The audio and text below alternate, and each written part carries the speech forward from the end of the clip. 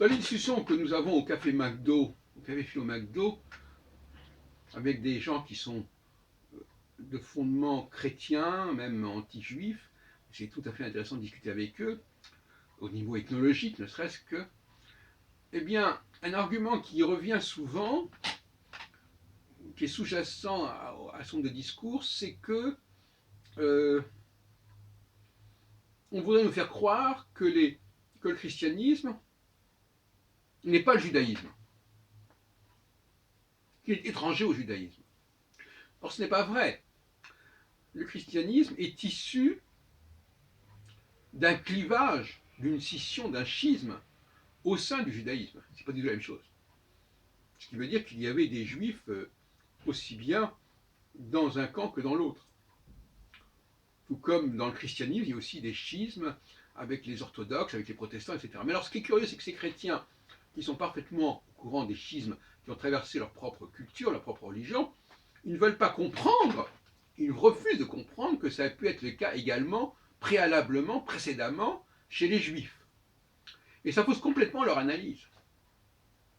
Parce que, pour eux, le christianisme est extérieur au judaïsme. C'est une religion autre que le judaïsme. Alors, on peut jouer sur les mots, évidemment. On peut dire aussi que l'orthodoxie est une religion autre que le christianisme, ou que le protestantisme est une religion autre que le christianisme, etc. D'ailleurs, ils fonctionnent beaucoup par anathème et par déclaration d'hérésie ou de schisme, etc. Ces chrétiens. Bon. Mais soyons sérieux, c'est pas comme ça que les choses se sont passées.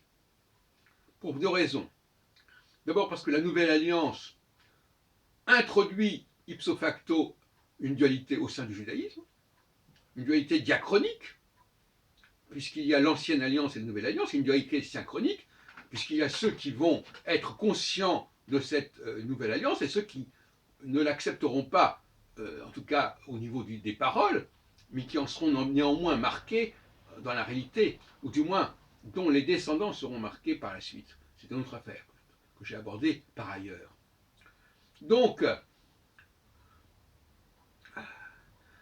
il y a, comme je crois que c'est chez Jean, je ne sais pas, ou chez Marc, on note qu'effectivement, il y a des juifs qui n'ont pas suivi, qui n'ont pas adhéré à cette nouvelle alliance.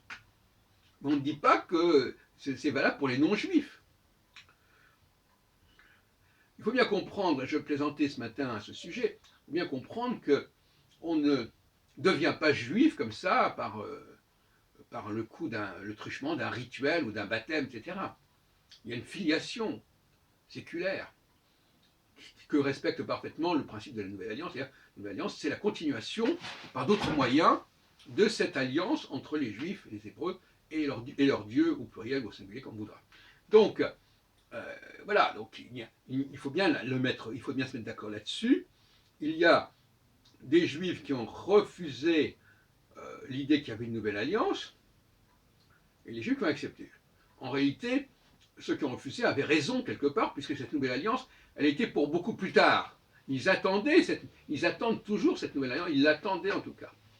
Donc il y a ceux qui pensaient qu'elle était déjà de mise au temps de Jésus, et ceux qui disaient qu'elle ne l'était pas encore, et qu'il fallait encore attendre. D'ailleurs, quand on parle des Juifs, on dit ils attendent toujours le Messie, ils ne pensent pas qu'il est arrivé. Ben, c'est exactement ça. La dualité entre les Juifs, au sein même du judaïsme, c'est ceux qui pensaient que le Messie était arrivé, que la nouvelle alliance, en tout cas, était de mise, et ceux qui pensaient que ce n'était pas encore le cas, qu'il fallait encore attendre. Voilà. Et c'est effectivement ceux qui pensaient qu'il fallait attendre qui avaient raison, puisque comme je l'ai montré, il aurait fallu attendre le 15e ou le 16e siècle pour que cette nouvelle alliance entre dans la réalité. Comme on dirait Hegel, il faut que l'histoire accouche de cette nouvelle alliance. Et il aura fallu attendre ce moment-là, lorsque les Juifs ont montré qu'ils pouvaient être des éléments majeurs et moteurs au niveau de l'avancée de la civilisation occidentale, à partir donc de la fin du XVe siècle. Des grandes découvertes avec Christophe Colomb, en passant par Spinoza et bien d'autres que nous connaissons tous, et qui illustrent merveilleusement le génie juif. Et à ce propos, je rappellerai que mon critère, moi, on est juif si on en a les capacités, si on en a les facultés. Et donc effectivement, il y a peut-être des juifs qui se disent juifs, mais qui n'ont pas ces facultés, donc ils s'excluent de facto de la nouvelle alliance. Et inversement, des non-juifs qui auraient les facultés qu'on retrouve chez les juifs, qui pourraient y être admis en quelque sorte. C'est-à-dire qu'en fin de compte, on pourrait imaginer une conversion vers le judaïsme qui serait acceptée de la part concernant les personnalités non juives au sens factuel du terme. On n'aurait pas la preuve qu'ils sont juifs, mais on aurait la preuve qu'ils sont juifs parce que leur comportement, leurs facultés, leurs capacités sont de cet ordre-là. Voilà aussi une autre façon de discuter, puisque beaucoup de gens disent que, finalement, alors ça aussi c'est intéressant, il y a ceux qui nous disent que les juifs ont disparu, qu'il n'y a plus que des descendants de convertis, et quand ils disent ça, c'est une façon de mépriser la conversion. C'est intéressant aussi. Et ceux qui, au contraire, disent qu'il y a cette filiation.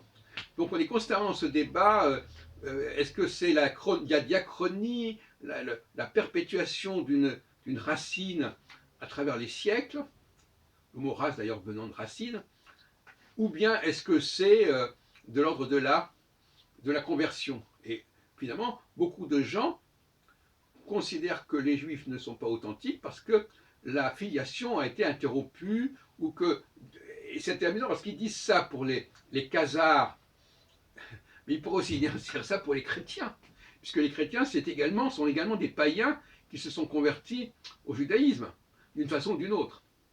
Tout ça est très embrouillé, n'est-ce pas?